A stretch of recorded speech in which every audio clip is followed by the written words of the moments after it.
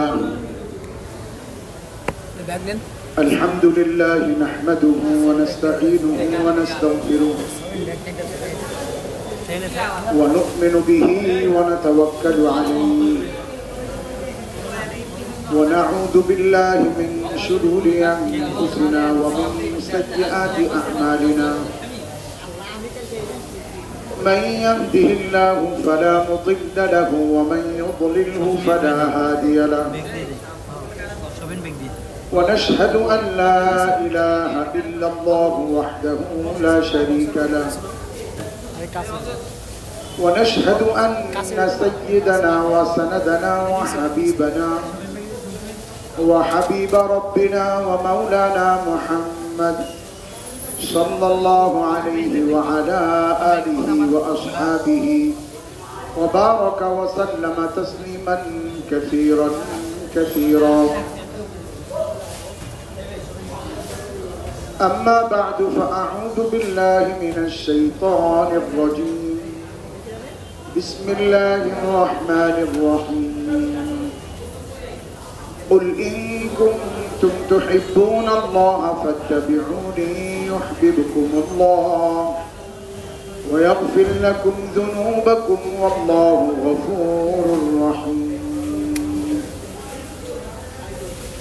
وقال رسول الله صلى الله عليه وسلم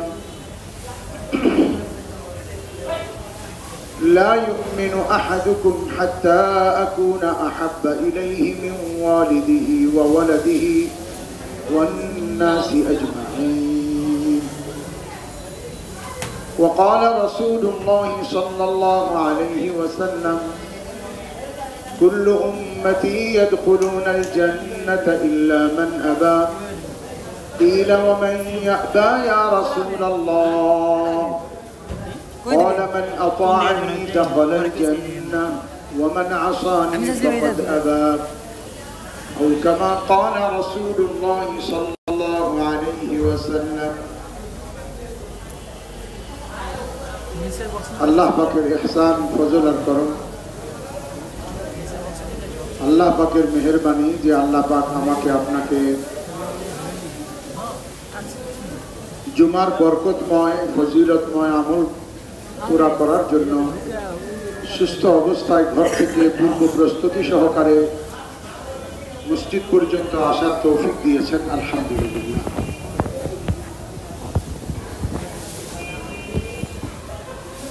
আমরা পূর্ব থেকে একটা জিনিসের আলোচনা করতেছিলাম।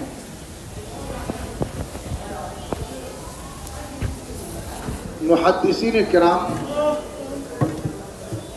তারা যত খেদমত করে গেছে,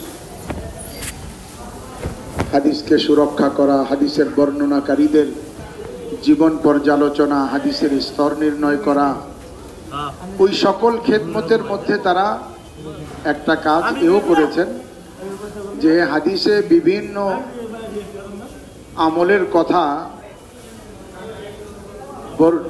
যে সকল বর্ণনা করা হয়েছে এগুলিকে পৃথক পৃথক পৃথক পৃথকভাবে এক জায়গায় জমা করে দিছে।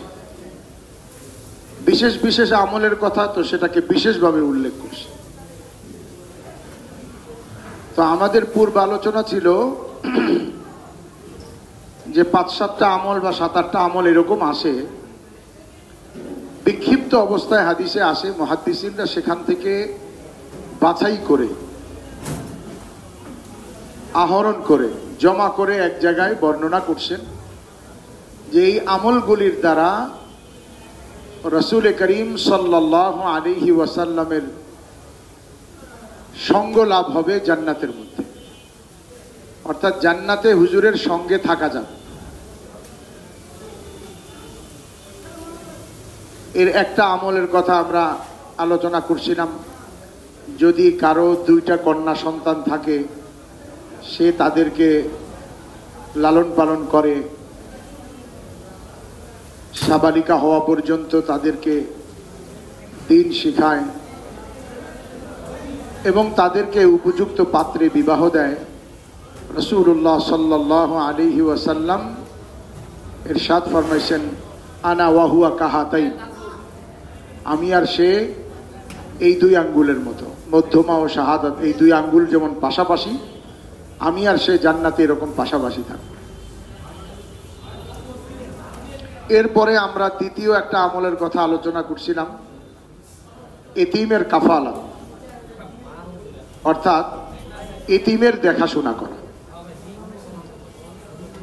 বিশেষ করে ফজিলতে যে এতিমের যে ফজিলতের কথা, সেটা হলো ওই এতিমকে বলা হয় যে নাবালেগ অবস্থাতে কোনো ছেলে বা মেয়ে যদি তার বাবা মারা যায়, তো ইসলাম এক বাবা মারা যাওয়ার পরে গোটা উম্মতকে দায়িত্ব দিচ্ছে যে তোমরা সবাই মিলে এই বাচ্চার দেখাশোনা করবে, তার বাবার অনুপস্থিতিটাকে পূরণ করবা, সবাই মিলে করবা। সবাই মিলে করলে সবাই, একজনে করলে একজন, দুইজনে করলে দুইজনকে এই ফজিলত দেয়া হবে যে আমি আর সে জান্নাতে এরকম পাশাপাশি থাকবে।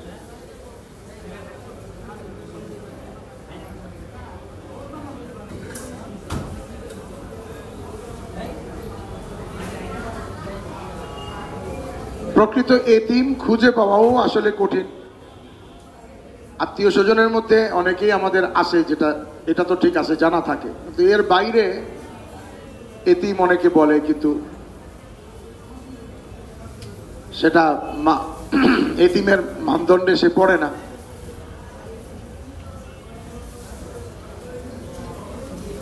আমাদের ইন্ডিয়া, পাকিস্তান, বাংলাদেশ এই অঞ্চলে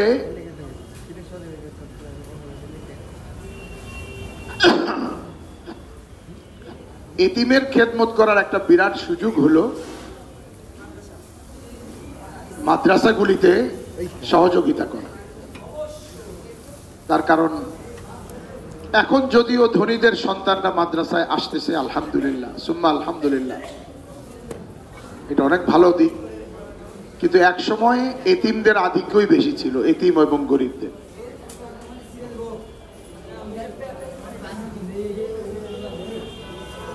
এতিমের সম্পূর্ণ লালন পালন করলে তো রসুলের সাথে জান্নাতে সঙ্গ লাভ হবে। কেউ যদি খালি এতটুকু করে, স্নেহের হাত তার মাথায় বুলায় দেয়, তো তার হাতের নিচে যতগুলি চুল আসবে আল্লাহ ততগুলি নেকি ওই ব্যক্তিকে দান করবে।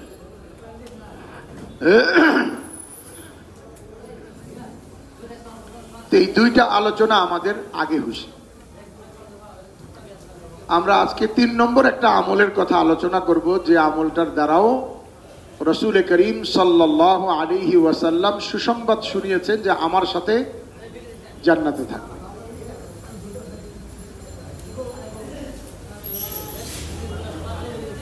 এক্ষেত্রে একটা ঘটনা বলা যায়। প্রথমে সাহাবাদের মধ্যে একজন সাহাবী, যার নাম হযরত সাওবান রাদিয়াল্লাহু তাআলা আনহু। আমি যখন 25 বছর আগে প্রথম জুমা এখানে পড়াইছিলাম, ওই দিনও এই ঘটনাটা বলছিলাম, আমার যতদূর মনে আসে। এরপরেও বলছি, আপনারা শুনছেন। হযরত সাওবান রাদিয়াল্লাহু তাআলা আনহু, সাহাবারা প্রত্যেকেই হুজুরকে ভালোবাসতেন,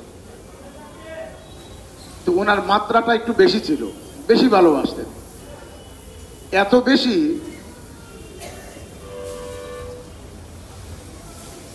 যে হুজুর সাল্লাল্লাহু আলাইহি ওয়াসাল্লাম একবার কয়েকদিন যাবত তাকে মজলিসে উপস্থিত না দেখে সাহাবাদেরকে প্রশ্ন করলেন, সাওবান কোথায়? ওরে দেখতেছি না। কেউ একজন তাকে সংবাদ পৌঁছাইল যে হুজুর তোমাকে তালাশ করছে, সাওবান আসছে।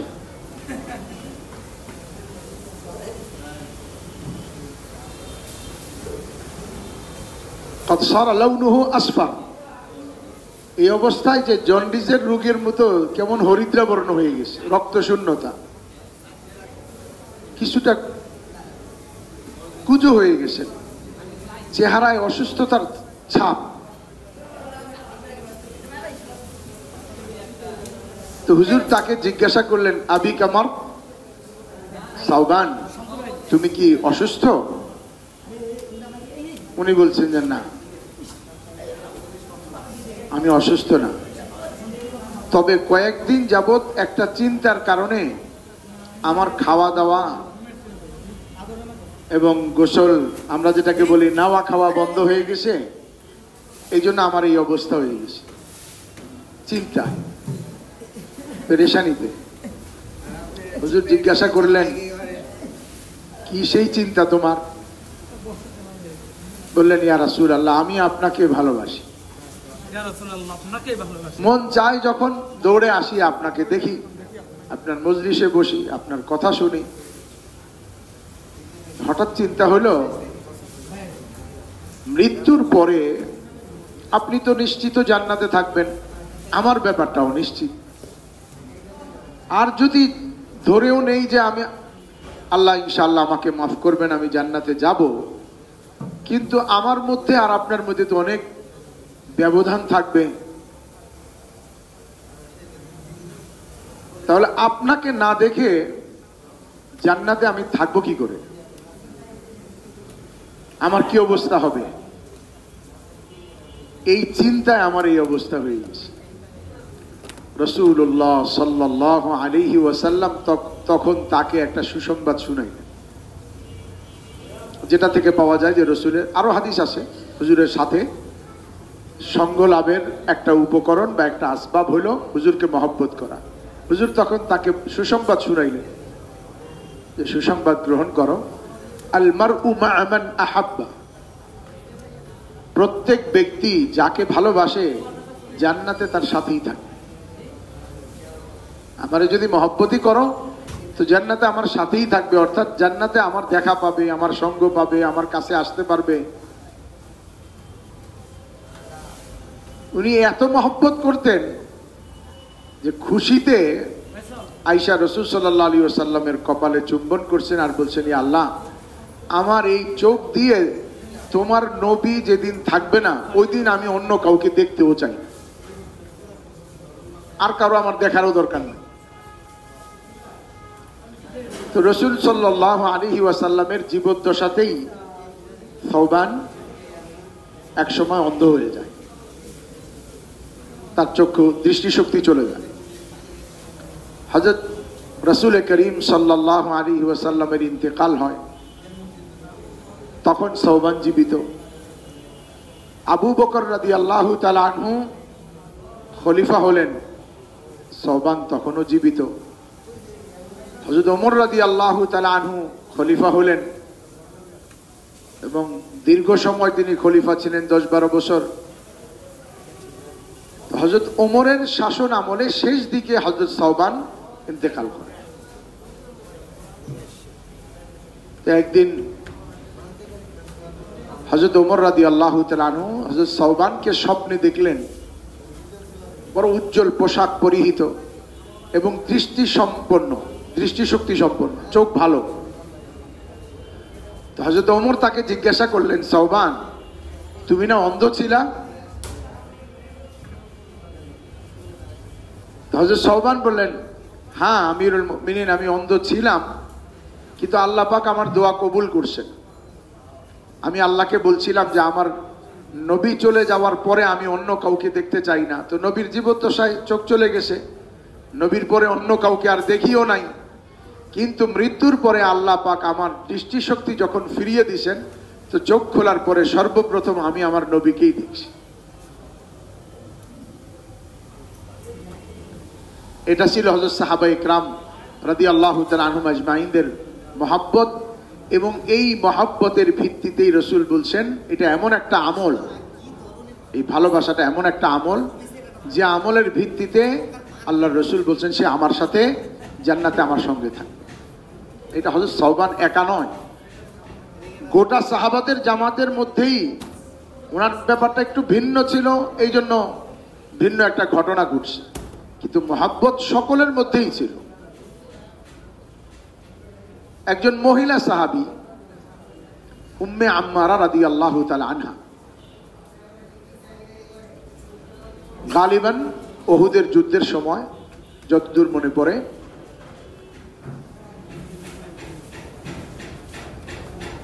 একবার তো উহুদের যুদ্ধে একটা আফওয়া মানে হলো ঘটনা, মানে মিথ্যা রটনা রটে গেছে যে নাউজুবিল্লাহ রাসূল সাল্লাল্লাহু আলাইহি ওয়াসাল্লাম নিহত হয়েছে।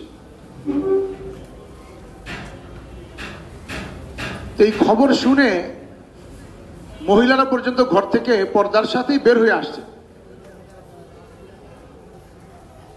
তো উম্মে আম্মারা রাদিয়াল্লাহু তাআলা আনহা রাস্তার এক পাশে দাঁড়িয়ে গেলেন। তো যুদ্ধ থেকে ফিরে যারা আসতেছিলেন তাদেরকে জিজ্ঞাসা করতেছিলেন, হুজুর সাল্লাল্লাহু আলাইহি ওয়াসাল্লামের কি খবর? তো তারা বলল, রাসূল সাল্লাল্লাহু আলাইহি ওয়াসাল্লাম তো ভালো আছেন, অর্থাৎ জীবিত আছেন, কারণ হুজুর আহত হয়েছেন। ওয়ালাকিন কদ উস্তুশহিদা যাওজুক, তবে এই যুদ্ধে তোমার স্বামী শহীদ হয়ে গেছে। আবার একজন এক কাফেলা আসছে, আবার তাদেরকে জিজ্ঞাসা করছে রাসূল সাল্লাল্লাহু আলাইহি ওয়াসাল্লাম কেমন আছেন? তারাও একই কথা বলছেন, হুজুর জীবিত আছেন, আসতেছেন। ওয়ালাকিন কদ উস্তুশহিদা ইবনুক, কিন্তু তোমার ছেলে এই যুদ্ধে শহীদ হয়ে গেছে।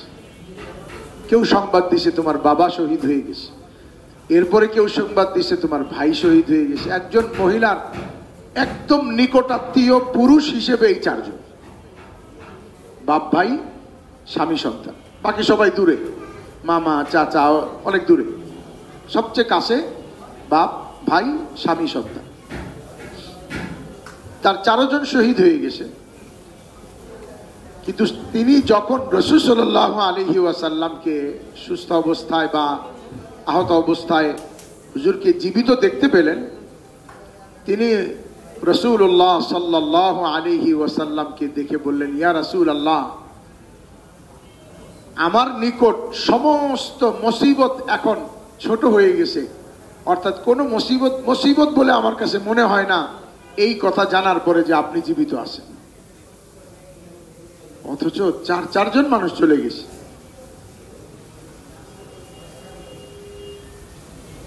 এইরকম মহব্বত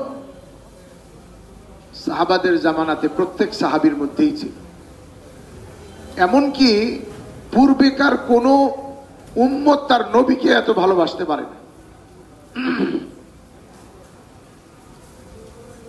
উম্মতের নাফরমান নয়, ফরমাবরদার অনুগত উম্মত যারা ছিল তারাও এতটা তাদের নবীকে ভালোবাসতে পারে নাই যতটা মুহাম্মদ সাল্লাল্লাহু আলাইহি ওয়াসাল্লামের উম্মত মুহাম্মদ সাল্লাল্লাহু আলাইহি ওয়াসাল্লামকে ভালোবাসতে।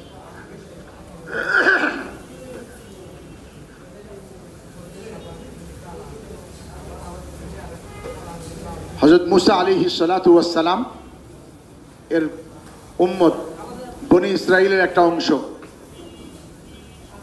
একদিকে তারা বলতেছে আসমানি কিতাব আনেন, আল্লাহরে বলেন আমরা একটু লড়াই যে যুদ্ধ বিগ্রহ করি।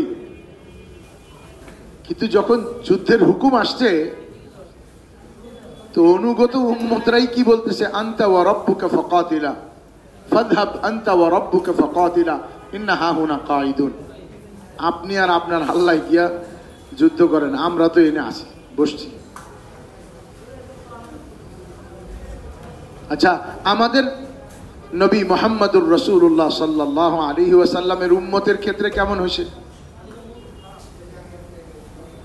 উহুদের খন্দকের যুদ্ধের সময় হুজুর বারবার সাহাবাদের কাছ থেকে রায় নিচ্ছিলেন, কি বলো তোমরা, আমরা কি যুদ্ধ করতে বাইরে যাব কিনা, না ভিতরেই থাকবো? তো মুহাজিররা খুব রায় দিচ্ছিলেন, আনসাররা চুপ ছিলেন। কিন্তু হুজুরের বারবার প্রশ্নে আনসাররা কিছুটা অনুধাবন করছেন যে হুজুর মনে হয় আমাদের কাছ থেকে কিছু শুনতে চান, এই জন্য বোধহয় বারবার জিজ্ঞেস করতেছেন। হযরত সাদ দাঁড়ায় গেছে যে আমরা চুপ ছিলাম এই জন্য না যে আমরা প্রস্তুত না, এই জন্য না, আমরা তো রাজি আছি, মুহাজির ভাইদেরকে অগ্রাধিকার দিতেছিলাম, ইয়া রাসূলুল্লাহ শুনে নেন, যদি আমাদের রায় শুনতে চান তো আমাদের রায় শুনে নেন। আপনি যদি আমাদেরকে আগুনে ঝাঁপ দিতে বলেন তো আমরা এক মুহূর্ত দেরি করব না, আগুনে ঝাঁপ দিব। সুতরাং আপনি যা সিদ্ধান্ত করবেন আমরা তাতে রাজি আছি। বদরের যুদ্ধের সময়, বদর মদিনা থেকে কিছুটা দূরে, অনেক এখন যেতে দেয়, অনেকে গেছেন আপনারা, 70-80 কিলোমিটার দূরে। হুজুর সাহাবাদেরকে জিজ্ঞেস করছেন, তোমরা এই সফরের জন্য তৈরি আসো? বদরে যদিও প্রথমে যুদ্ধের জন্য যাওয়া হয় নাই, বরং কাফিরদের একটা জামাত আবু সুফিয়ানের নেতৃত্বে রাদিয়াল্লাহু তাআলা আনহু, তিনি পরে হইছেন, সামদেশ থেকে ব্যবসা করে ফিরছিল, যে ব্যবসায় অর্জিত মুনাফা ইসলামের খেলাফ, ইসলামের বিপরীতে ব্যবহার করা হবে, এই জন্য তাদেরকে প্রতিহত করার জন্য যাওয়া হয়েছে। কিন্তু পরিস্থিতি বাধ্য করছে জিহাদে, কারণ তারা ভিন্ন পথে মক্কায় চলে গিয়ে মক্কা থেকে লোকজন নিয়ে আসছে। তো যাবার প্রাককালে রাসূল সাল্লাল্লাহু আলাইহি ওয়াসাল্লাম তাদেরকে জিজ্ঞাসা করেছেন, তোমরা বদরে যাওয়ার জন্য প্রস্তুত আছো? এখানে ওই খন্দকের মতো আর একজন সাহাবী দাঁড়ালেন, হযরত মিকদাদ রাদিয়াল্লাহু তাআলা আনহু। তিনি দাঁড়িয়ে বললেন, ইয়া রাসূলুল্লাহ, বদর তো এইখানে কাছে, লাউ সিরতা বিনা ইলা বারকিল গিমাদ, আপনি যদি আমাদেরকে এখান থেকে 1000 কিলোমিটার দূরে ইয়ামানের এক এলাকা বারকুল গিমাদ, ওইখানে নিয়ে যেতে বলেন যুদ্ধ করার জন্য, আমরা সেখানে যাইতেও প্রস্তুত আছি। বদর তো এইখানে। পূর্বেকার উম্মতরাও তার নবীকে এতটা ভালোবাসতে পারে নাই যতটা এই উম্মত তার নবীকে ভালোবাসছে, বিশেষ করে সাহাবায়ে কেরাম রাদিয়াল্লাহু তাআলা আনহুম আজমাইন। নিজের ইজ্জত আবরুর চেয়ে বেশি ভালোবাসছে। মানুষ তো কমপক্ষে নিজের সম্মানটুকু, আত্মসম্মানটা ঠিক রাখে। নিজের জান এবং মাল এবং ইজ্জত তিনটার চেয়ে রসুলকে বেশি ভালোবাসছে। একবার হযরত ওমর রাদিয়াল্লাহু তাআলা আনহুর হাত ধরে হুজুর চলতেছেন। হযরত ওমর বলতেছে, হুজুর আপনি আমার কাছে আমার মাল, ধন, সম্পদ, আত্মীয় স্বজন সবার চেয়ে আপনি আমার কাছে বেশি প্রিয়, শুধু আমার জানটা ছাড়া। জানেন কে মহব্বত? হুজুর বললেন, তোমরা প্রকৃত মুমিন ততক্ষণ পর্যন্ত হতে পারবে না যতক্ষণ পর্যন্ত তোমার নিকট আমি তোমার বিবি, বাচ্চা, ধন, সম্পদ, মা, বাবা এবং তোমার জানের চেয়েও তোমার কাছে আমি প্রিয় না হব। হযরত ওমর কিছুক্ষণ তাসাউর করলেন, চিন্তার জগতে চলে গেলেন। এরপরে বললেন যে হ্যাঁ, আমি এখন এই মুহূর্তে এই সিদ্ধান্তে পৌঁছছি বা আমি বুঝতেছি যে আপনি আমার নিকট আমার জানের চেয়েও বেশি প্রিয়। হুজুর বলছেন, আল আন, আল আন, হ্যাঁ এখন তোমাকে প্রকৃত মুমিন বলা যায়। অর্থাৎ রসুলের মহব্বত, তাকে ভালোবাসা, এটা ইমানের একটা অবিচ্ছেদ্য অংশ, এটা ইমানের দাবি। এই ভালোবাসা লাগবে, এটা ছাড়া ইমানের পূর্ণতা হবে না, এটা ছাড়া জান্নাতও খুব কঠিন রসুলের মহব্বত ছাড়া। কারণ তার আনুগত্যও হবে না, আর তার আনুগত্য ছাড়া দ্বীন হবে না, আর দ্বীন ছাড়া জান্নাত হবে না। তো গোটা সাহাবাদের জামাত এরকম ছিল যে তারা জান, মাল এবং ইজ্জতের চেয়েও বেশি। একজন সাহাবী যার নাম হলো যুল বুজাদাইন রাদিয়াল্লাহু তাআলা আনহু, বাবা নাই, প্রাপ্তবয়স্ক সাহাবী, চাচার কাছে লালিত পালিত। তো চাচা যখন শুনছে যে ভাতিজা মুহাম্মদের কাছে যাতায়াত করে, তার উপরে ঈমান রাখে, তো চাচা একদিন রাগ করে বলছে, আমি এরকমটা শুনতে পাইছি, এটা কি ঠিক? যুল বুজাদাইন রাদিয়াল্লাহু তাআলা বলছেন, জি ঠিক। বলে, তাহলে এক্ষুনি আমার বাড়ি থেকে বেরো, আমার বাড়িতে জায়গা নেই। উনি চলে যাইতেছিলেন, সেদিকে যাওয়ার আগে গায়ের জামা কাপড় খুলে যা, কারণ তোর গায়ের জামা কাপড়ও আমার দেওয়া। তিনি গায়ের জামা খুলে ফেলছেন, হয়তো গেঞ্জি থাকলে গেঞ্জি খুলে ফেলছেন। তখন চাচা বলছে নিচের কাপড়ও খুলে ফেল, এবং তার কাছ থেকে তার সতর ঢাকার যে কাপড় সেটাও খুলে ফেলা।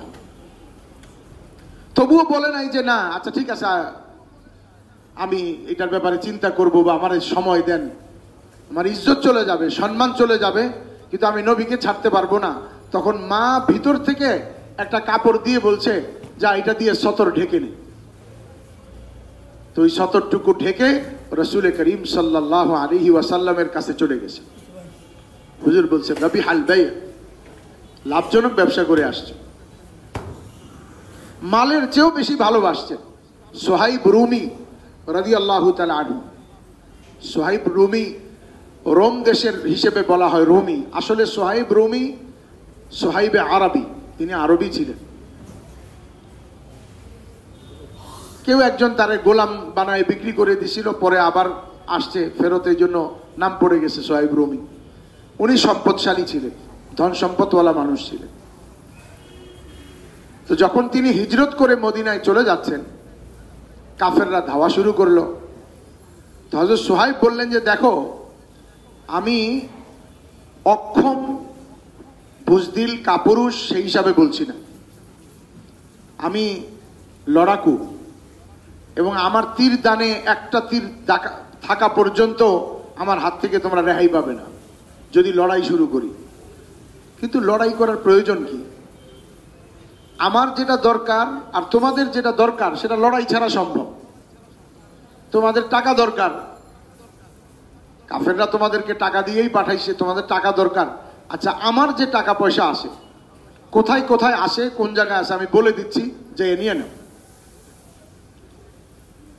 আর আমার নবীকে দরকার, আমাকে ছেড়ে দাও, আমি আমার নবীর কাছে চলে যাই।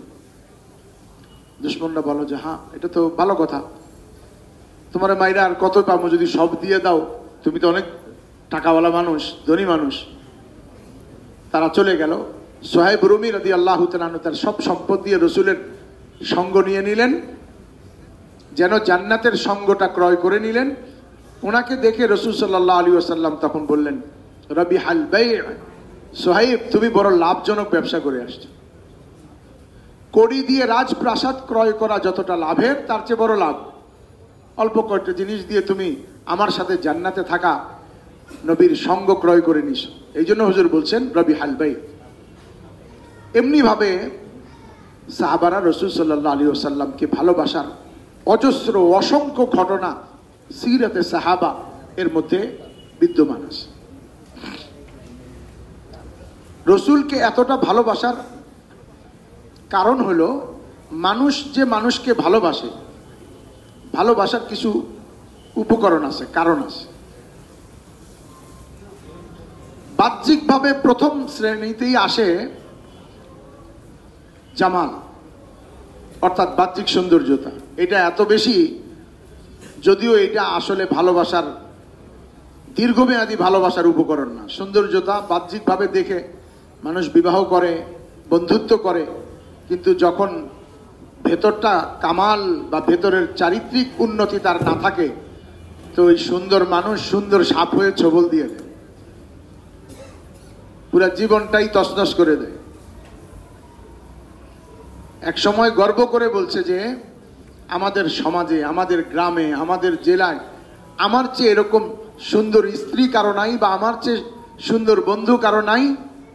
আর এক সময় এই কথা মনে করে যে আমার গোটা জীবনটা নষ্ট করার পেছনে এই সুন্দর মানুষটাই সবচেয়ে বড় কারণ, গোটা জীবনটা জাহান্নাম বানাই দিছে।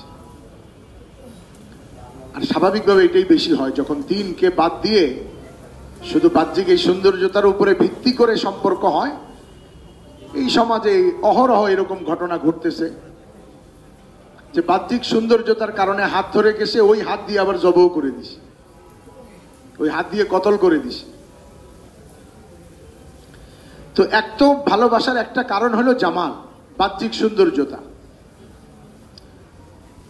এইটা কি রসুলের মধ্যে থাকার প্রয়োজন ছিল না? মানে কামাল বা অন্য অন্য গুলাই যথেষ্ট ছিল, এটা প্রয়োজন ছিল না হুজুরকে ভালোবাসার জন্য। কিন্তু আল্লাহ এটাকেও বাদ রাখেন নাই, এটাও পূর্ণ মাত্রায় রসুলের মধ্যে দিয়েছেন আল্লাহ।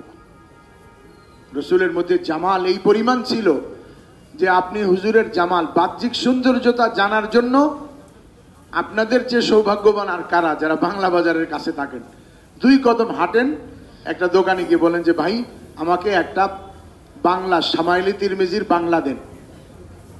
শামাইলে তিরমিজি শরীফের একটা অংশ যেখানে রাসূল সাল্লাল্লাহু আলাইহি ওয়াসাল্লামের বাহ্যিক অবয়ব গঠন বর্ণনা করা হয়েছে, এটার বাংলা তর্জমা আছে। হাসাইলে নববী এটার সরা আছে, হযরত শেখুল হাদিস মাওলানা জাকারিয়া রাহমাতুল্লাহ আলাইহি এর তাশরীহ করছেন, এর বাংলা পাওয়া যায়। এবার পড়ে দেখেন, আল্লাহু আকবার। চুল একদম সোজা স্ট্রেট ছিল না, আবার আফ্রিকানদের মধ্যে এত কোকড়ানো যে ভিতরে পানি ঢুকে না এমনও ছিল না। চুলগুলি সোজা হয়ে মাথায় এসে বাঁকা, সোজা এসে মাথায় এসে বাঁকা, যা এই জামানায় মানুষ বিভিন্ন মেশিন দিয়ে করতে চেষ্টা করে, আল্লাহ তার বন্ধু রসুলকে জন্মগত এরকম করে দিছে। রাসূলুল্লাহ সাল্লাল্লাহু আলাইহি ওয়াসাল্লামের ভ্রু কেমন ছিল, কপাল কেমন ছিল, গাল কেমন ছিল, সিনা কেমন ছিল, এই হাতের হাতিলি কেমন ছিল, উপরটা কেমন ছিল, যার সুন্দর বর্ণনা শামাইলে তিরমিজিতে আসে। পৃথিবীর কোনো আর্টিস্ট তার এই ছবি আঁকতে পারবে না। এই জন্য আমরা ছোটবেলায় যখন বাইতুল মুকাররমে সিরাতের বই মেলা হইতো, তো ওই সময় আমি মনে আসে যে বড় করে একটা সাইনবোর্ড রসুলের এই শামাইল থেকে কিছুটা আকৃতি নিয়ে বর্ণনা করা হয়েছে, কিন্তু উপরে বড় করে লেখা হয়েছে যে ছবি আঁকা যায় না, এটা বর্ণনা করা যায়। আর বাস্তব নমুনা হিসেবে শুধু মুহাম্মদই ছিলেন, কিন্তু পৃথিবীতে এরকম ছবি আর দ্বিতীয়টা কেউ আঁকতেও পারবে না। কোনো মানুষ তো দূরের কথা, কোনো মানুষের জন্ম তো দূরের কথা, কেউ আঁকতেও পারবে না, আঁকাও সম্ভব। এই ছিল রসুলের বাহ্যিক সৌন্দর্যতা। হযরত রসুল করিম সাল্লাল্লাহু আলাইহি ওয়াসাল্লামের শুধু চেহারা দেখে ইহুদিদের বড় আলেম আব্দুল্লাহ ইবনে সালাম রাদিয়াল্লাহু তাআলা আনহু উনি বলেন যে আমি রসুলের চেহারা দেখে প্রথম দেখা মাত্রই আমি বলছি ইনি সত্যবাদী নবী, এই চেহারা মিথ্যুকের চেহারা হতেই পারে না। আব্দুল্লাহ ইবনে আব্বাস রাদিয়াল্লাহু তাআলা আনহু হুজুরের চাচাতো ভাই, তিনি বর্ণনা করছেন রাসূল সাল্লাল্লাহু আলাইহি ওয়াসাল্লাম যখন নাকি কথা বলতেন, ইদা তাকাল্লামা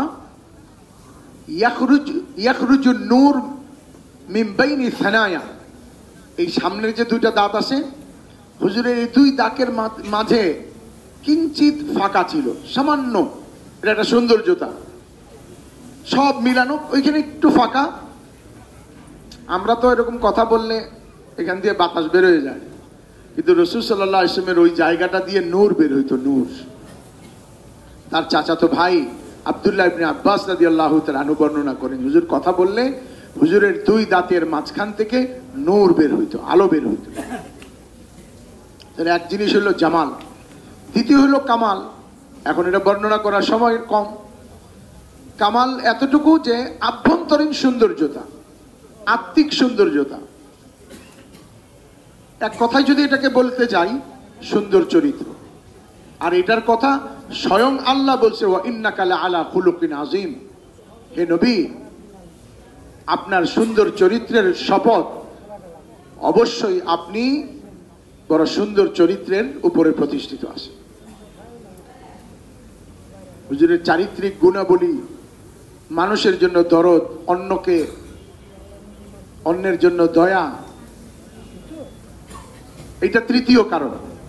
কাউকে ভালোবাসার 3 নম্বর জিনিস হলো ইহসান, দয়া করে। একজন মানুষের দয়া করছে, তার অসুবিধার সময় কিছু টাকা দিয়ে দয়া করছে, কাপড় নাই একটা শীতের কাপড় দিছে, ওই লোকটা দেখতে কালো, ব্যবহারও বেশি ভালো না, তারপরেও তারে দেখলে মহব্বত লাগে, আমার বড় উপকার করছে এই লোকটা। রাসূল সাল্লাল্লাহু আলাইহি ওয়াসাল্লামের মধ্যে এই গুণটাও কতটা কি মাত্রায় ছিল, সিরাতে সাহাবা পড়ে দেখেন যে হুজুর শুধু তার সাহাবাদেরকে না, অমুসলিমদেরকে পর্যন্ত, শুধু মানুষকে না, প্রাণীদের উপরে হুজুর দয়া করছেন, জানোয়ারের উপরে হুজুর দয়া করছে। এমনকি এক উট একবার হুজুরের কাছে আসছে,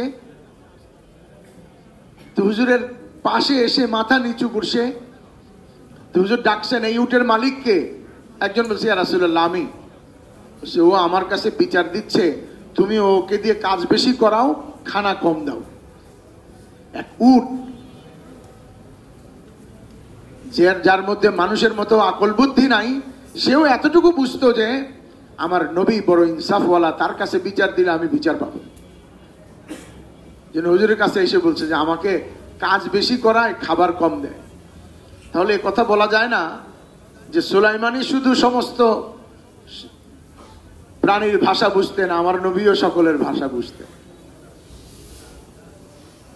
বাহ্যিক সৌন্দর্যতায় অনেকে আমরা শুনে থাকি ইউসুফ আলাইহিস সালাতু ওয়াস সালাম সুন্দর ছিলেন, বাস্তবিকই সুন্দর ছিলেন, কিন্তু সার্বিক বিবেচনায় রসুল এত সুন্দর ছিলেন। হযরত আয়েশা রাদিয়াল্লাহু তাআলা আনহা বলছেন যে মিশরের মেয়েরা ইউসুফকে দেখে তো ফল কাটতে গিয়ে হাত কেটে ফেলছে, যদি ওই মিশরের মেয়েরা আমার নবী মুহাম্মদ সাল্লাল্লাহু আলাইহি ওয়াসাল্লামকে দেখতো, তার আভ্যন্তরীণ ও বাহ্যিক সৌন্দর্য বলি তারা অবলোকন করতো, অনুধাবন করতো, তাহলে তারা হাত না কলিজা কেটে ফেলতো।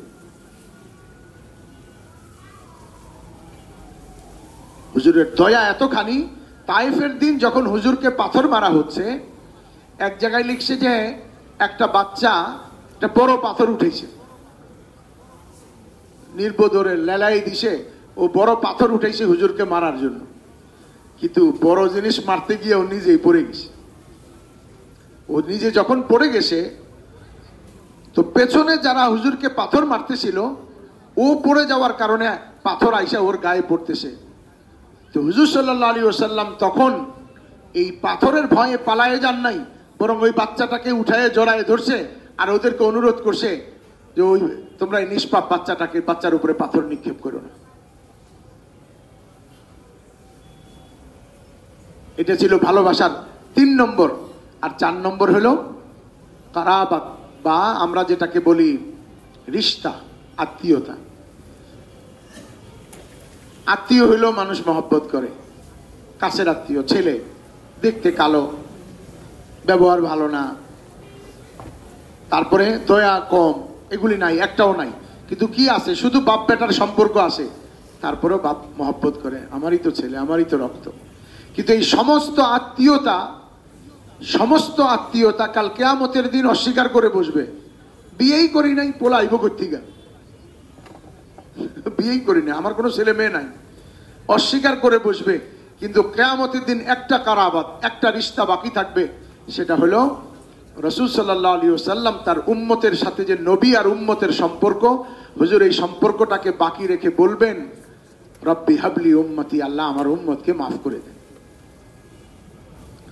এখন আমরা যদি চাই যে সাহাবারা হুজুরকে ভালোবাসছেন, বললেও, হাজার চেষ্টা করলেও তাদের মতো তো পারবো না, সম্ভব না। এক ব্যক্তি সবসময় বলতো যে আমি যদি রসুলের জামানায় হইতাম, তাহলে আমি হুজুরকে এরকম মহব্বত করতাম, এরকম করতাম, এরকম করতাম।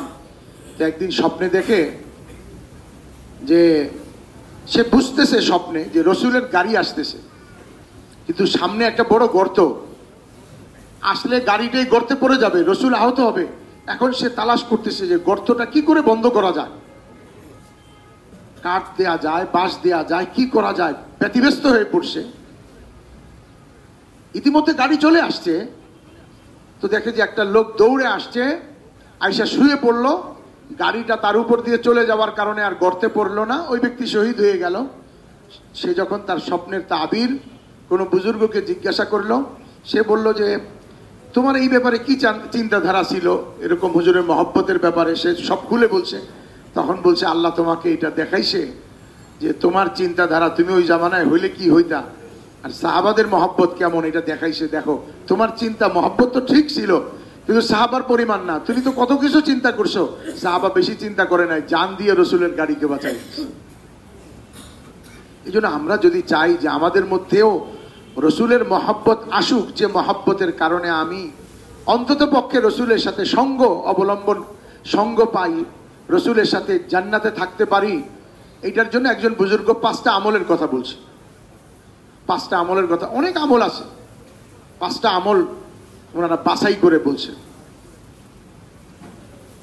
এখন এই 5টা আমলের কথা বলার সময় নাই। তাহলে আমরা আগামী সপ্তাহে আলোচনা করি খুলে ইনশাআল্লাহ, নাকি বলবো? 5টা আমল। 1 নম্বর হলো সোমবারে রোজা রাখা। যদিও সোম আর বৃহস্পতির বর্ণনাও আসে, আলহামদুলিল্লাহ আমরা অনেকেই রাখি, তবে শুধু সোমবারের ব্যাপারটা বিশেষ করে মজবুত বেশি। হুজুর সবসময় সোমবারে রোজা রাখতেন এবং বলছেন, এর কারণও বলছেন, উলিদ তুফি, আমি ওই দিন জন্মগ্রহণ করছি, আর অফিহে নুজিল উনজিল আলাইয়াল কোরআন, এবং ওই দিন আমার উপরে কোরআন নাজিল হয়েছে। তো একটা আমল হলো সোমবারে রোজা রাখা, আমরাও রাখতে পারি। এক্ষেত্রে শয়তান আমল রাখা শুরু করলে শয়তান একটা বদ নিয়তি ঢুকায় দেয়। স্বাস্থ্যের জন্য বড় ভালো, স্টোমাক 1 সপ্তাহের জন্য ভালো হয়ে যাবে, রোগ দূর হয়ে যাবে, মেদ কমে যাবে। এগুলো হলো সব শয়তানের কাম। যে এই জন্য রোজা রাখবে তো তার রোজা ওই জন্যই হবে। ইন্নামাল আমালু বিন্নিয়াত ওয়া ইন্নামা লিকুল্লি ইমরিইম মা নাওয়া। যে যেই নিয়তে আমল করবে ওই নিয়তের জন্য হবে না। রোজা এই জন্য রাখবো যে রাসূল সাল্লাল্লাহু আলাইহি ওয়াসাল্লাম রাখতেন।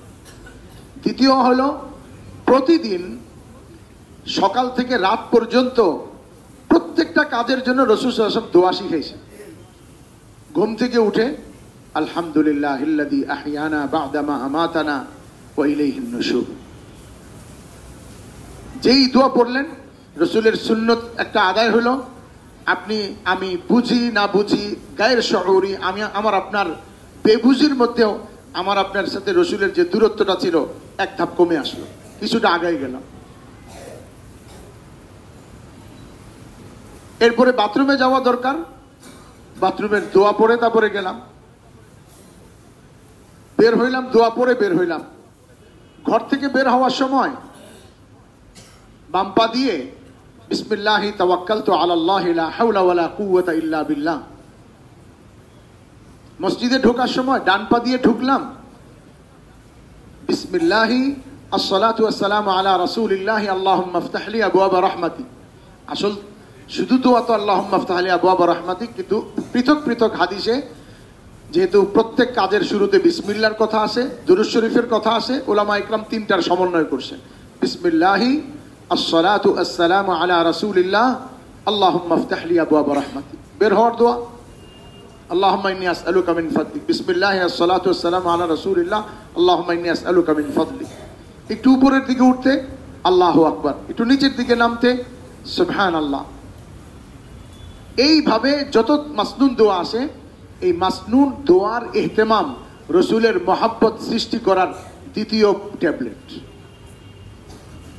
বলে যে সব দোয়া জানি না, তো জানার চেষ্টা করি। আরে ডাক্তার না হয়েও দেখছি ডাক্তারি বই পড়ে। কে জন্য পড়েন? বলে প্রাথমিক পর্যায়ের ওষুধগুলি যাতে নিজে ছেড়ে নিতে পারি। অথচ এটা অনাধিকার চর্চা, তারপরেও মানুষ করে। তো রাসূলের সুন্নতগুলি, দোয়াগুলি জানার চেষ্টা করি। বাংলা বাজারে যান, গিয়ে অথেন্টিক যে কিতাব আছে উলামা ইকরামের, মজবুত হক্কানি উলামা ইকরামের লিখিত কিতাব যাদের, অথবা কোনো আলেমকে জিজ্ঞাসা করেন হুজুর কারটা কিনতে পারি। বিশেষ করে একটা কিতাব আছে হিসনে হাসিন, এর মধ্যে অনেক দোয়ার কথা আছে। আরব দেশের একজনের লিখিত হিসনুল মুসলিম, এরকম আরো অনেক কিতাব আছে, কিনে নিতে পারি। তো মাসনুন দোয়ার ইহতেমাম।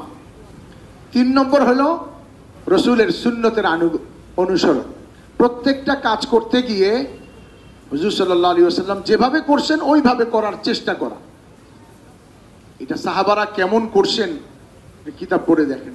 সাহাবারা হুজুরের অনুসরণ করতে গিয়ে যে কাজে হুজুরের অনুসরণ প্রয়োজন ছিল না, যেটা নেহায়েত হুজুরের একটা মানে ব্যক্তিগত পছন্দের জিনিস, সাহাবারা সেটাকেও আঁকড়ে ধরছেন, অথচ ওটা কোনো প্রয়োজন ছিল না, সুন্নতে আমল নয়।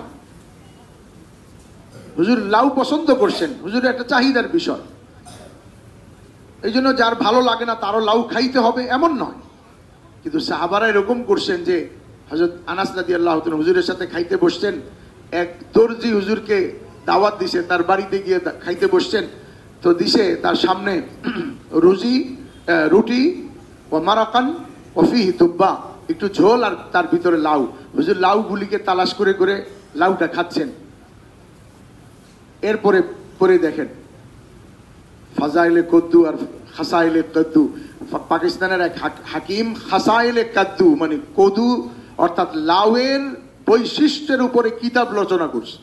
রসুল কেন মহব্বত করছেন, এর মধ্যে কি কি হিকমত নিহিত আছে। তো সাহাবারা এতটা অনুসরণ করছেন। আমরা আমাদের পোশাক আশাক, চলন বলন, বিবাহ শাদী প্রত্যেক কাজে সুন্নতের ইহতেমাম করার চেষ্টা করি। আর 4 নম্বর হলো হুজুরের জীবনী পড়ার চেষ্টা করি। প্রতিদিন সপ্তাহে কখনো কখনো অবসরে একটা কিতাব রাখি, পড়ি। হুজুরের জীবনী বাংলা বাজার, এটাও অনেক সিরাতে মোস্তফা আছে। তারপরে মৌলানা শফিউল্লাহ মুবারকপুরি রহমতুল্লাহ আলাইহির লিখিত আর রাহিকুল মাখতুম আছে। বাংলা বাজার গিয়ে তালাশ করে মজবুত ভালো বাংলা সব আছে, সব তরজমা হয়ে গেছে। উলামা ইকরাম আমার মনে হয় আরবি কিতাবের সিংহভাগ 3 ভাগ 4 ভাগের 3 ভাগ বাংলা করে তৈরি করে দিছে। এখন কেউ যদি না খায় তো রুটি বানায় মুখে দিলেও তো লাভ নাই, এ তো গিলবে না, গিলার নিয়তি করে নাই। আর 5ম হুজুর সাল্লাল্লাহু আলাইহি ওয়াসাল্লামের উপরে দরুদ শরীফ পড়া। এইটা তো বহুত বড় এক আমল। এর উপকারিতা, এর ফাজাইল ইত্যাদি এবং এর সাথে সংশ্লিষ্ট বিষয় আগামী সপ্তাহে আলোচনা করা যাবে। যারা সুন্নত পড়ি না 4 রাকাত কবলাল জুমার সুন্নত আদায় করে